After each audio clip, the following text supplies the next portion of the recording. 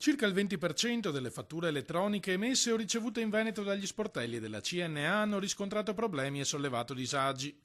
A renderlo noto la stessa associazione di categoria degli artigiani, che gestisce per le aziende oltre 5.000 fatture al giorno e imputa la stragrande maggioranza dei malfunzionamenti ai sistemi informatici dell'Agenzia delle Entrate. Noi abbiamo cercato in qualche maniera di preparare le imprese e di renderle pronte dal 1° gennaio, mentre in qualche maniera il programma e la gestione da parte centrale è ancora in difficoltà, insomma non funziona come dovrebbe funzionare.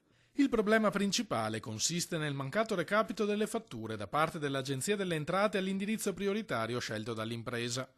Non di rado infatti l'agenzia segnala la fattura come consegnata ma nei software non si trova o viene recapitata diversi giorni dopo. Inevitabili disagi e costi per le imprese che subiscono questo disservizio, destinato a peggiorare nelle prossime 48 ore. Il 70% delle fatture relative a gennaio 2019 deve infatti ancora essere emesso. Molte imprese stanno aspettando qualche giorno, soprattutto si sta avvicinando verso fine mese per l'emissione delle fatture. Il rischio è quello di una congestione alla fine del mese, visto che il programma presenta ancora delle difficoltà tecniche. Secondo i dati diffusi dall'Agenzia delle Entrate viene emessa in questo periodo una media di 2,6 milioni di documenti al giorno, ben distanti dagli 8,5 milioni di quando il sistema funzionerà a pieno regime. Il dubbio è che gli attuali problemi siano nulla in confronto a quelli che potrebbero riversarsi su migliaia di imprese venete.